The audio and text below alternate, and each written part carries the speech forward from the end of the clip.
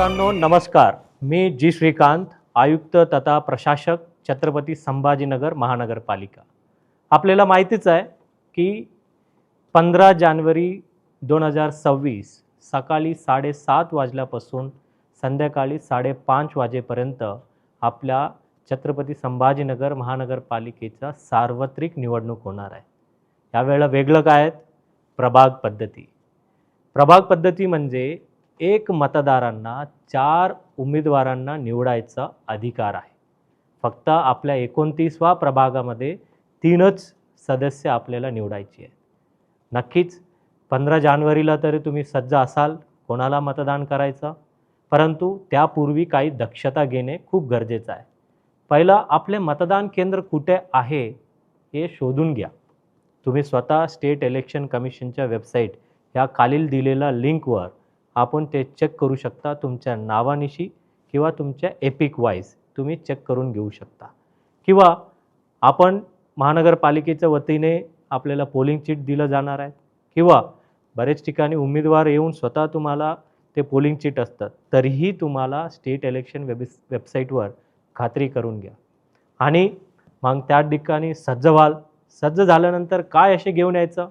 Mobile तरी तुम्ही अवश्य घेऊन याल, कारण तुम्ही हा व्हिडिओ मोबाईलमध्ये बघत असाल, परंतु मोबाईल अलाउड असणार नाही। प्रामुख्याने 12 ओळखपत्र ते आयोगाने मंजुरी केलेले आहे। ते 12 प्रकारची जे फोटो आयडेंटिटी कार्ड, प्रामुख्याने एपिक म्हणजे इलेक्ट्रॉल फोटो आयडेंटिटी कार्ड, त्यासोबत इतर कार्डही तुम्ही घेऊन येता येईल। आणि त्यानंतर काय होईल म्हणजे विविध प्रकारची ओळखपत्र आहे की एपिक आहे आणि पॅन आहे आणि शासनाने दिलेलं कुठला ID कार्ड आहे आणि आधार कार्ड आहे आणि पासपोर्ट आहे। यापैकी तुम्ही एखादा फोटो आयडेंटिटी तुम्ही त्या ठिकाणी घेऊन या।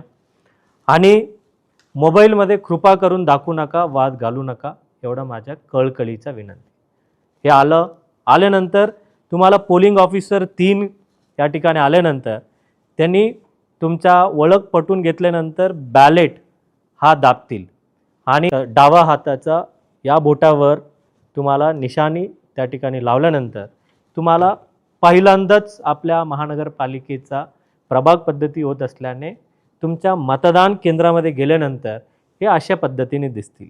ज्यावेळेला तिथं बॅलेट दाबल्यावर इथं रेडीचं हे ग्रीन सिग्नल येतं आणि ह्या ठिकाणी ग्रीन लॅम्प झाल्यानंतर तुम्हाला प्रामुख्याने आपल्या 29 प्रभागामध्ये काही ठिकाणी 4, काही ठिकाणी 3, काही ठिकाणी 2च, प्रामुख्याने तुम्हाला 4 असे मतपेटी दिसतील। 1, 2, 3 किंवा 4, काही ठिकाणी 2 मध्येच बघून जातं। अशा वेळेला तुम्हाला काय बघणार, यामध्ये पहिला एखादा प्रभागाचं मतदारसंघाची हे पांढऱ्या रंगाची हे मतपत्रिका असणार।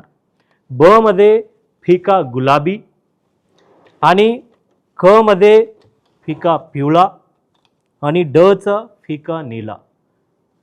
29व्या प्रभागामध्ये हा निळा असणार नाही, फक्त 3च अशा पद्धतीचा असणार।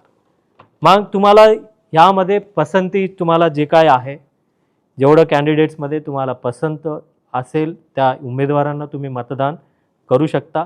तुम्हाला एकही उमेदवार त्यामध्ये पसंत नाही आहे, नोटाही दाबू शकता। आता आपण बघूया, मी मतदान करतो। हे सर्व ट्रेनिंगसाठी आहे, तुम्हाला मतदार जागृतीसाठी आहे। अ मध्ये दाबल्यावर इथं लाल रंगाची दिसेल। मग या ठिकाणी मला हे पसंत पडलं, तरीही हे लॅम्प अजून रेडीच आहे, बीप आवाज आले नाही। आणि हे तिसऱ्या याच्यामध्ये मी नोटा दाबलो आणि चौथ्या याच्यामध्ये मी अशा हे आवाज तुम्ही ऐकला बीपचा, म्हणजे याचा अर्थ तुमच्या मतदान प्रक्रिया संपलेली आहे।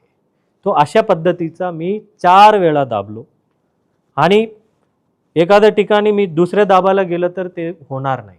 एक मतदारांना 4 मतदान करण्याचा, फक्त 29व्या प्रभागामध्ये 3 मतदान करण्याची आपल्या अधिकार आहे। सो मित्रांनो, मला माहिती आहे की खूप उत्सुक आहात आपण 15 जानेवारीसाठी आणि खूप उत्सुक याच्यासाठीही आहे की पहिल्यांदा तुमच्या मतदानाने 4 उमेदवार निवडून द्यायचा तुम्हाला आयोगाने अधिकार दिला. ते अवश्य वापरा आणि निर्भीडपणे मतदान करावा आणि कुठल्याही गोष्टीला प्रलोभनाला बळी न पडता मतदान करावा असे मी आवाहन करतो.